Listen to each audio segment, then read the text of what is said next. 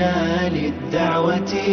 لله رب العالمين. عليكم ورحمة الله وبركاته. الحمد لله رب العالمين والعاقبة للمتقين ولا عدوان إلا على الظالمين والصلاة والسلام على المبعوث رحمة للعالمين وعلى آله وصحبه أجمعين ومن تبعهم بإحسان إلى يوم الدين. محترم ناظرین، پریہ درشک، آج کی اس درس میں انشاءاللہ دو احادیث سے متعلق گفتگو ہوگی. الحدیث الرابع والثلاثون، 34ویں حدیث. عن ابی سعید الخدری رضی اللہ عنہ قال سمعت رسول اللہ صلی اللہ علیہ وسلم یقول. ابو سعید خدری رضی اللہ تعالی عنہ سے روایت ہے، وہ کہتے ہیں کہ میں نے رسول اللہ صلی اللہ علیہ وسلم سے سنا، آپ صلی اللہ علیہ وسلم فرما رہے تھے، من رأى منکم منکرا فلیغیرہ بیدہ، کہ تم میں سے جو شخص کوئی برائی دیکھے تو اس پر لازم ہے کہ اسے اپنے ہاتھ یعنی قوت سے ختم کر دے. فإن لم يستطع فبلسانہ، اگر اس کی طاقت نہ ہو تو زبان سے منع کرے اور سمجھائے. فإن لم يستطع فبقلبہ، اور اگر اس کی بھی طاقت نہ ہو تو دل سے اسے برا جانے. وذلک اضعف الایمان، اور یہ ایمان کا سب سے کمتر درجہ ہے. رواہ مسلم، اس حدیث کو امام مسلم نے روایت کیا. اس حدیث کے اندر کئی ایک پوائنٹ ہیں. پہلی چیز جو نبی کریم صلی اللہ علیہ وسلم نے فرمایا، من رآ منکم منکرا، کہ تم میں سے جو کوئی برائی دیکھے. تو یہاں پہ انکار منکر کے لیے صرف نظر سے دیکھنا ہی شرط نہیں، بلکہ کسی بھی طرح سے اگر معلوم ہو کہ ایک بندہ برائی کا ارتکاب کر رہا ہے تو پھر ایسی صورت میں وہاں پہ منکر کا انکار کیا جائے گا. تو انکار منکر کے لیے یہ شرط نہیں ہے کہ انسان اپنی نظر سے ہی اس چیز کو دیکھے، بلکہ اگر علم ہو جائے تو بھی کافی. اور منکر ہر اس چیز کو کہتے ہیں جس سے اللہ اور اس کے رسول نے منع فرمایا ہے. فَلْيُغَيِّرْهُ بِيَدِهِ، آپ صلی اللہ علیہ وسلم نے فرمایا کہ اگر برائی دیکھے تو اسے اپنی طاقت کے ذریعے سے ختم کر دے. یہاں پہ ید کا مطلب یہ نہیں ہے کہ صرف ہاتھ کا ہی استعمال کرے، بلکہ کسی بھی طریقے سے طاقت کے ذریعے سے اس کا خاتمہ کر دے. اور منکر کے انکار کے لیے یہ ضروری ہے کہ متفقہ طور پہ یہ چیز تسلیم شدہ ہو کہ وہ چیز منکر ہے، یعنی جس کا وہ انکار کرنے جا رہا ہو سارے کے سارے لوگ اس بات پر متفق ہیں کہ وہ چیز منکر ہو، تو پھر ایسی صورت میں اس کا انکار کیا جائے گا. لیکن اگر اس کا تعلق اجتہادی مسائل سے ہے کہ کچھ لوگ اس کو منکر سمجھتے کچھ لوگ نہیں سمجھتے، تو پھر ایسی صورت میں وہاں پہ اس کا انکار نہیں کیا جائے گا. فإن لم يستطع فبلسانہ، اگر طاقت کے ذریعے سے اس کے ازالے کی وہ قوت نہیں رکھتا ہے تو پھر ایسی صورت میں زبان سے اس کا انکار کرے، یعنی جزر توبیخ کر کے، ڈانٹ کر، فٹکار کر اس کا انکار کرے. فإن لم يستطع فبقلبہ، اور اگر زبان سے بھی اس کی طاقت نہیں رکھتا ہے تو پھر ایسی صورت میں دل سے اس کا برا جانے. زبان سے انکار کے اندر یہ چیز بھی شامل ہے کہ انسان اس کے ازالے کے لیے، اس برائی کے خاتمے کے لیے خط و کتابت کے ذریعے سے سمجھائے، یا یہ ہے کہ صحیفوں کے اندر، پمفلیٹ کے اندر اس کے بارے میں لکھے، اس کی برائی کو واضح کرے، یا کتابی صورت میں اس برائی کو واضح کرے. یہ ساری کی ساری چیزیں اس کے اندر شامل ہیں. فإن لم يستطع فبقلبہ، اگر اس کی طاقت نہیں ہے، زبان سے بھی انکار کرنے کی طاقت نہیں ہے، تو پھر ایسی صورت میں دل سے اس کو برا جانے، اس کو مکروہ سمجھے، اسے ناپسندیدہ سمجھے، اور اس کی کراہت اور ناپسندیدگی اس کے دل کے اندر موجود ہو. وذالک اضعف الایمان، اور یہ ایمان کا کمتر درجہ ہے. یعنی انکار منکر کے جو 3 درجات ہیں ان میں سے سب سے کمتر درجہ یہ ہے کہ انسان دل سے اسے برا جانے. اس حدیث کے اندر بہت سارے فوائد ہیں. پہلی چیز تو یہ ہے کہ نبی کریم صلی اللہ علیہ وسلم نے امت کو اس چیز کے اوپر ابھارا ہے کہ اگر انہیں کوئی برائی نظر آئے تو اس برائی کا انکار کرے. اور دوسری چیز جو اس حدیث کے اندر ہے وہ یہ ہے کہ اس وقت تک کسی بھی برائی کا انکار نہیں کیا جائے گا جب تک کہ یہ پتہ نہ چل جائے کہ وہ یقینی طور پہ وہ چیز بری ہے. اور اس کو دو طرح سے سمجھا جا سکتا ہے. پہلی چیز یہ ہے کہ ایک چیز تو لازمی طور پہ اس چیز کا علم ہو کہ ہاں یقینی طور پہ یہ چیز منکر ہے، اور دوسری چیز جو ہے کرنے والے کے حق میں کہ یہ منکر تو ہے لیکن کیا کرنے والے کے حق میں بھی وہ منکر ہے، وہ چیز بری ہے. کیونکہ بسا اوقات ایک چیز بری ہوتی ہے لیکن کرنے والے کے حق میں وہ چیز بری نہیں ہوتی. مثال کے طور پہ یوں سمجھیں کہ جیسے رمضان کے اندر دن میں کھانا اور پینا یہ عمومی طور پہ منکر ہے، لیکن اگر کوئی آدمی رمضان میں دن کے اندر کھا پی رہا ہے تو کیا وہ اس کھانے والے اور پینے والے شخص کے اندر بھی یعنی شخص کے لیے بھی یہ چیز منکر ہے یا نہیں، اس کو سمجھنا ضروری ہے. کیونکہ ہو سکتا ہے کہ وہ مسافر ہو سکتا ہے وہ مریض ہو. اگر کوئی عورت کھانا کھا رہی ہے رمضان کے اندر دن میں تو ہو سکتا ہے اس کے اوپر ان دنوں میں روزہ رکھنا حرام ہو. تو اس چیز کا بھی جاننا ضروری ہے کہ وہ چیز وہ منکر جو کہ ظاہری طور پہ ہمارے لیے منکر ہے وہ اس شخص کے لیے منکر ہے یا نہیں، کرنے والے کے لیے وہ منکر ہے یا نہیں. جب ان دونوں چیزوں کا پتہ چل جائے پھر اس کے بعد میں انکار کیا جا سکتا ہے. اور اسی طریقے سے اس حدیث سے ہمیں یہ بھی پتہ چلتا ہے کہ وہ اجتماعی طور پہ وہ چیز منکر ہو. ایسا نہ ہو کہ وہ اختلافی مسائل میں سے ہو اور اختلافی مسائل کی بنیاد پہ ایک دوسرے کے اوپر انکار کیا جائے، نہیں، بلکہ اگر اختلافی مسائل میں سے ہے تو انکار نہیں کیا جا سکتا بلکہ اس کو سمجھایا جا سکتا ہے، بتایا جا سکتا ہے، مناقشہ کیا جا سکتا ہے، دلیل پیش کی جا سکتی ہے، لیکن ڈائریکٹ انکار نہیں کیا جا سکتا. جیسے کہ اونٹ کے گوشت کھانے کے بعد میں وضو کرنا، بعض علماء کا اس سلسلے میں رائے یہ ہے کہ اس سے وضو ٹوٹ جاتا ہے اور بعض علماء کی رائے یہ ہے کہ وضو نہیں ٹوٹتا. تو پھر ایسی صورت میں ڈائریکٹ ایک دوسرے کے اوپر انکار نہیں کیا جا سکتا بلکہ دلائل کی روشنی میں پہلے بات رکھی جائے گی، سمجھایا جائے گا. اسی طریقے سے نبی کریم صلی اللہ علیہ وسلم نے جو یہ فرمایا کہ من رأى منکم منکرا فلیغیرہ بیدہ، کہ تم میں سے جو کوئی بھی برائی دیکھے تو اس برائی کا اپنی طاقت کے ذریعے سے خاتمہ کر دے. کیا یہ یعنی عمومی طور پہ ہے، یہ مطلق یہ حکم سبھوں کے لیے عام ہے؟ تو اس کا جواب یہ ہے کہ نہیں، سبھوں کے لیے یہ حکم عام نہیں ہے اور ہر حالت میں یہ حکم نہیں ہے، بلکہ اگر فتنے کا خوف ہو تو ایسی صورت میں وہاں پہ انکار منکر سے بچا جائے گا. کیوں؟ اس لیے کہ قاعدہ ہے ان المفاسد یدرأ اعلاها بادناها، کیونکہ بڑے مفاسد کے واقع ہونے کے خوف سے چھوٹے مفاسد کو ترک کر دیا جاتا ہے. اور اسی سلسلے میں اللہ تبارک و تعالیٰ کی یہ فرمان ہے وَلَا تَسُبُّوا الَّذِينَ يَدْعُونَ مِن دُونِ اللَّهِ فَيَسُبُّوا اللَّهَ عَدْوًا بِغَيْرِ علم، کہ جو لوگ اللہ کے علاوہ دوسروں کو پکارتے ہیں انہیں گالی مت دو، یعنی ان کے معبودوں کو گالی مت دو. فَيَسُبُّوا اللَّهَ عَدْوًا بِغَيْرِ علم، اگر ایسا کرو گے تو وہ لا علمی میں اللہ تبارک و تعالیٰ کو گالی دیں گے. تو اللہ تبارک و تعالیٰ کو گالی دینا یہ بڑا مفسدہ ہے. تو اس سے بچنے کے لیے چھوٹے مفسدے کو ترک کر دیا جائے گا، یعنی ان کے معبودوں کے بارے میں کوئی بات نہیں کہی جائے گی، ان کو برا بھلا نہیں کہا جائے گا، ان کو گالی نہیں دی جائے گی. حالانکہ وہ چیز غلط ہے لیکن اس کے باوجود بھی چونکہ اس سے یہ لازم آتا ہے کہ وہ لوگ اللہ تبارک و تعالیٰ کو گالی دیں گے، اللہ تبارک و تعالیٰ کو برا بھلا کہیں گے، تو اس عظیم مفسدے سے بچنے کے لیے جو چھوٹا مفسدہ ہے اس کو بھی چھوڑ دیں گے. چوتھی چیز یہ ہے کہ اس حدیث کے اندر تغییر کی نسبت ہاتھ کی جانب کی گئی ہے کہ اپنے ہاتھ سے بدل دو. دراصل ہوتا یہ ہے کہ اگرچہ انسان اپنے دوسرے جوارے سے بھی بہت سارے کام کو کرتا ہے لیکن چونکہ اصل ہاتھ ہی ہے اسی لیے اکثر چیزوں کی نسبت ہاتھ کی جانب کی جاتی ہے. اور اسی بنیاد پہ اللہ تبارک و تعالیٰ نے قرآن مجید کے اندر بھی فرمایا وَمَا أَصَابَكُم مِّن مُّصِيبَةٍ فَبِمَا كَسَبَتْ أَيْدِيكُم، کہ جو بھی تمہیں مصیبت لاحق ہوتی ہے یہ دراصل تمہارے ہاتھوں کی کمائی ہے.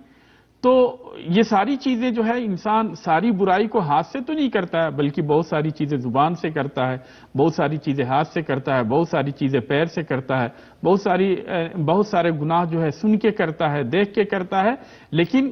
چونکہ اکثر چیزیں ہاتھ سے ہوتی ہے اسی لیے اس کی نسبت ہاتھ کی طرف کر دی گئی، ورنہ ساری چیزیں اس کے اندر شامل ہے کہ جس طریقے سے بھی اس برائی کا خاتمہ ہو سکے اس برائی کا خاتمہ کیا جائے۔ اور اسی طریقے سے اس حدیث سے ہمیں یہ پتہ چلتا ہے کہ دین کے اندر کسی طرح کا حرج نہیں، اور اسی لیے جب انسان ہاتھ سے کسی چیز کا ازالہ نہیں کر سکتا، کسی برائی کا خاتمہ نہیں کر سکتا ہے، تو وہاں پہ یعنی یہ کہا گیا ہے کہ زبان سے اس برائی کا انکار کرے۔ تو استطاعت یعنی شرط رکھی گئی، استطاعت جو ہے، طاقت جو ہے، شرط رکھی گئی ہے، اور اسی لیے نبی کریم صلی اللہ علیہ وسلم نے فرمایا فَإِن لَّمْ يَسْتَطِعْ فَبِلِسَانِهِ کہ اگر ہاتھ سے ازالے کی طاقت نہیں ہے تو اپنی زبان سے اس کو برا کہے۔ اور قرآن مجید کے اندر بھی اللہ تبارک و تعالیٰ نے فرمایا فَاتَّقُوا اللَّهَ مَا اسْتَطَعْتُمْ کہ اپنی طاقت بھر اللہ تبارک و تعالیٰ سے ڈرو۔ اور اسی طریقے سے جو ہے اگر انسان زبان سے بھی برائی کے انکار کی طاقت نہیں رکھتا ہے تو دل سے اس کو برا جانے، یہ عزم مصمم کرے کہ وہ اس برائی کو نہیں کرے گا اور اس برائی کو ناپسند سمجھے اور اس برائی کو اپنے دل کے اندر مکروہ سمجھے، اس کی ناپسندیدگی اس کے دل کے اندر ہو، تو پھر ایسی صورت میں انسان اس گناہ سے بچ سکتا ہے۔ اور یہ یعنی ایمان کا کمتر درجہ ہے، یعنی انکار منکر کے جو 3 درجات ہیں ان میں سے سب سے کمتر درجہ یہ ہے کہ انسان اس برائی کو اپنے دل کے اندر برا سمجھے۔ اس حدیث کے بعد میں اب آتے ہیں دوسری حدیث کی جانب، اور وہ حدیث جو ہے وہ 35ویں حدیث ہے، الخامس والثلاثون، 35ویں حدیث ہے۔ عن ابی ہریرہ رضی اللہ عنہ قال قال رسول اللہ صلی اللہ علیہ وسلم، ابو ہریرہ رضی اللہ تعالی عنہ سے روایت ہے کہ رسول اللہ صلی اللہ علیہ وسلم نے فرمایا لا تحاسدوا ایک دوسرے سے حسد نہ کرو، ولا تناجشوا اور ایک دوسرے کے لیے دھوکے سے قیمت مت بڑھاؤ، ولا تباغضوا اور ایک دوسرے سے بغض نہ رکھو، کینہ اور کپٹ نہ رکھو، ولا تدابروا اور ایک دوسرے سے پیٹھ یا منہ نہ پھیرو، ولا یبع بعضکم علی بیع بعض اور تم میں سے کوئی دوسرے کے سودے پہ سودا نہ کرے، وکونوا عباد اللہ اخوانا اور اللہ تعالیٰ کے بندو آپس میں بھائی بھائی بن کر رہو، المسلم اخو المسلم ہر مسلمان دوسرے مسلمان کا بھائی ہے، لا یظلمہ نہ تو اس کے اوپر ظلم کرتا ہے، ولا یخذلہ اور نہیں اسے بے یار و مددگار چھوڑ دیتا ہے، ولا یکذبہ اور نہیں اسے جھوٹی باتیں بتاتا ہے، ولا یحقرہ اور نہیں اس کی تحقیر کرتا ہے، اس کو حقیر سمجھتا ہے۔ التقوی ہا ہونا تقوی یہاں ہے، وَيَشِيرُ إِلَى صَدْرِهِ 3 مرات اور نبی کریم صلی اللہ علیہ وسلم نے اپنے سینے کی طرف 3 بار اشارہ کیا۔ بِحَسْبِ امْرِئٍ مِّنَ الشَّرِّ أَن يَحْقِرَ أَخَاهُ الْمُسْلِمِ کسی آدمی کے برے ہونے کے لیے یہی کافی ہے کہ وہ اپنے مسلمان بھائی کی تحقیر کرے، اس کو حقیر سمجھے۔ كُلُّ الْمُسْلِمِ عَلَى الْمُسْلِمِ حَرَامٌ دَمُهُ وَمَالُهُ وَعِرْضُهُ ہر مسلمان پر دوسرے مسلمان کا خون، مال اور عزت حرام ہے۔ رواہ مسلم اس حدیث کو امام مسلم نے روایت کیا۔ اس حدیث کے اندر بھی بہت سارے مسائل ہیں، اور اس حدیث کے اوپر آپ غور کریں گے تو اس کا آپ 2 حصہ پائیں گے۔ پہلے حصے کے اندر سماج اور معاشرے کے اندر جو چیزیں برائی کا سبب ہیں ان سے نبی کریم صلی اللہ علیہ وسلم نے منع کیا ہے، اور دوسرے حصے کے اندر ان خوبیوں کے اپنانے کا حکم دیا ہے جس سے سماج اور معاشرے کے اندر بہتری ہے۔ چنانچہ آپ صلی اللہ علیہ وسلم نے فرمایا لا تحاسدوا یعنی تم آپس میں ایک دوسرے سے حسد مت کرو۔ حسد کیا ہے؟ حسد یہ ہے کہ اللہ تبارک و تعالیٰ نے اگر کسی ایک آدمی کو نعمت عطا کی ہے تو بندہ اس نعمت کے زائل ہونے کی تمنا کرے کہ اس سے وہ نعمت چھن جائے، خواہ وہ اسے حاصل ہو یا نہ ہو، لیکن چھن جانے کی تمنا کرنا یہ حسد ہے۔ اور بلکہ شیخ الاسلام ابن تیمیہ رحمہ اللہ نے یہاں تک کہا ہے کہ چاہے وہ چھن جانے کی تمنا کرے یا نہ کرے، بلکہ صرف اس نعمت کو اس کے لیے ناپسند کرے تو یہ بھی حسد کے اندر داخل ہے، خواہ وہ یعنی اس کے چھن جانے کی تمنا کرے یا نہ کرے۔ ولا تناجشوا اور قیمت کو بڑھانے کے لیے، کسی کو تکلیف پہنچانے کے لیے، کسی کو غرر اور دھوکے میں ڈالنے کے لیے قیمت کو مت بڑھاؤ، کیونکہ انسان جو ہے بسا اوقات خریدنے والے کو نقصان پہنچانے کے لیے اور بیچنے والے کو فائدہ پہنچانے کے لیے ایک سامان کی قیمت بڑھاتا ہے، جب خریدار وہاں پہ آتا ہے تو وہ بولی لگا کر اس کی قیمت کو بڑھا دیتا، اور اس طریقے سے خریدنے والا شخص دھوکے میں آ جاتا ہے اور زیادہ قیمت میں اس سامان کو خرید لیتا۔ تو خریدنے والا دھوکے میں آنے کی وجہ سے وہ غرر کے اندر، دھوکے کے اندر مبتلا ہو جاتا ہے، اور اس سے بیچنے والے کو فائدہ ہوتا ہے اور خریدنے والے کو نقصان ہوتا ہے۔ تو اس چیز سے نبی کریم صلی اللہ علیہ وسلم نے منع فرمایا۔ وَلَا تَبَاغَضُوا، اور ایک دوسرے سے کینہ کپٹ مت رکھو، ایک دوسرے سے بغض مت رکھو، اس سے نبی کریم صلی اللہ علیہ وسلم نے منع فرمایا۔ وَلَا تَدَابَرُوا، اور اسی طریقے سے ایک دوسرے سے پیٹھ نہ پھیرو اور نہیں منہ پھیرو، یعنی تمہاری رائے جو ہے آپس میں ایک دوسرے سے متفق ہو، مختلف نہ ہو، اور اس لیے جو ہے اپنے منہ کو مت پھیرو اور اسی طرح سے اپنی پیٹھ کو بھی مت پھیرو۔ وَلَا يَبِعْ بَعْضُكُمْ عَلَى بَيْعِ بَعْضٍ، اور تم میں سے کوئی اپنے بھائی کے سودے کے اوپر سودا نہ کرے۔ اس کو مثال کے ذریعے سے یوں سمجھ سکتے ہیں کہ ایک آدمی کسی سے کوئی سامان خریدتا ہے، اب دوسرا بیچنے والا جو ہے اس کے پاس آتا ہے اور کہتا ہے کہ آپ نے اس سے 10 ریال میں سامان خریدا ہے، میں اس سے بہتر آپ کو 9 ریال ہی میں دے دوں گا۔ تو یہ ہے سودے کے اوپر سودا کرنا۔ اس سے نبی کریم صلی اللہ علیہ وسلم نے منع فرمایا اور فرمایا وَكُونُوا عِبَادَ اللَّهِ إِخْوَانًا، کہ اللہ کے بندو آپس میں بھائی بھائی بن کر رہو، کہ جس طریقے سے بھائی آپس میں ایک دوسرے سے محبت کرتے ہیں اسی طریقے سے تم بھی ایک دوسرے سے محبت کرو۔ اور یہاں پہ لفظ عباد اللہ جو ہے، اس لیے اس کو نبی کریم صلی اللہ علیہ وسلم نے اس لفظ کو استعمال کیا تاکہ اس کے ذریعے سے اخوت اور بھائی چارگی کے اوپر تاکید کر سکیں، یعنی اخوت اور بھائی چارگی کی مضبوطی کو بیان کر سکے۔ اس لیے نبی کریم صلی اللہ علیہ وسلم نے کہا کہ عباد اللہ، کہ اللہ کے بندو آپس میں بھائی بھائی بن کر رہو۔ پھر آپ صلی اللہ علیہ وسلم نے فرمایا المسلم اخو المسلم، کہ ہر مسلمان دوسرے مسلمان کا بھائی ہے، ولا کے اندر، محبت کے اندر، نصیحت کے اندر، اور ان کے علاوہ اور دوسری چیزوں کے اندر آپس میں ایک دوسرے کے بھائی بھائی ہیں۔ لا یظلمو، وہ اس کے اوپر ظلم نہیں کرتا ہے، اس کے حق کو نہیں کھاتا ہے،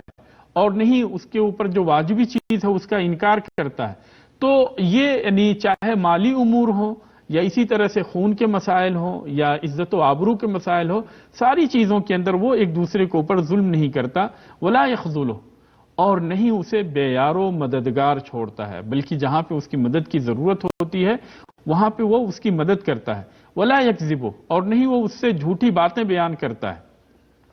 ولا یحقر، اور نہیں وہ اس کو حقیر سمجھتا ہے، اس کو چھوٹا سمجھتا ہے اور خود کو بڑا سمجھتا ہے۔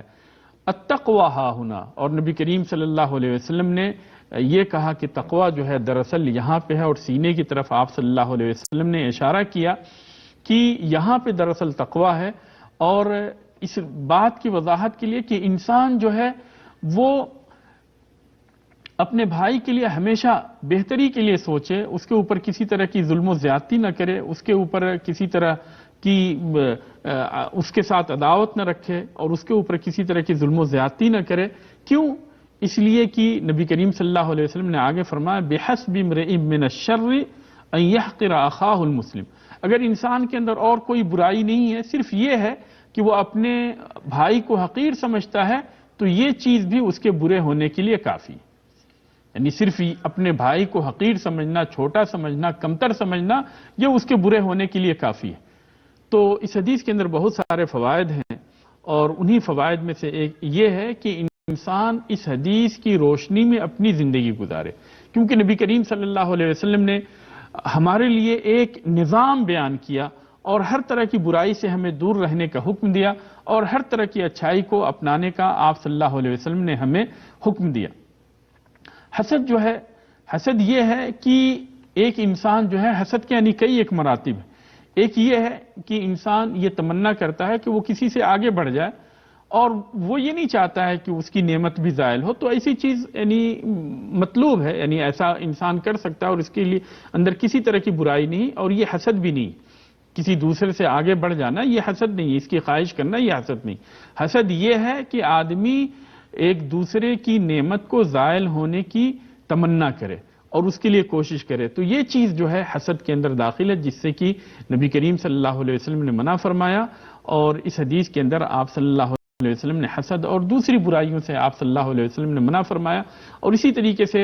بہت ساری بھلائیوں کو اپنانے کا آپ صلی اللہ علیہ وسلم نے اس حدیث کے اندر ہمیں حکم دیا۔ حسد جو ہے یہ ایک بری چیز ہے اور یہ یہودیوں کی نشانیوں میں سے ہے، علامتوں میں سے ہے، اس لیے جو ہے ہمیں حسد سے خصوصی طور پہ دور رہنا چاہیے، اور دوسری برائیاں جن کا کہ اس حدیث کے اندر تذکرہ ہوا ہے ان سے بھی ہمیں اجتناب کرنا ضروری ہے۔ اللہ تبارک و تعالیٰ سے دعا ہے کہ اللہ تبارک و تعالیٰ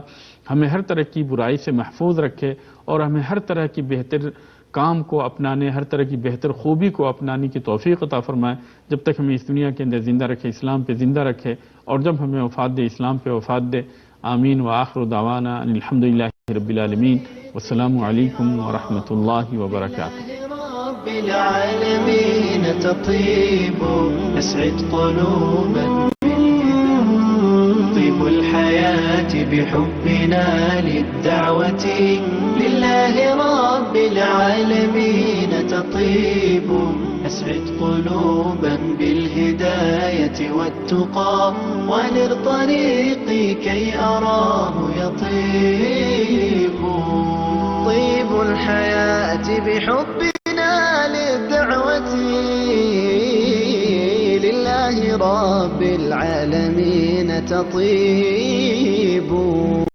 أسعد قلوبا بالهداية والتقى، وأنر طريقي كي أراه يطيب، وأنر طريقي كي أراه يطيب.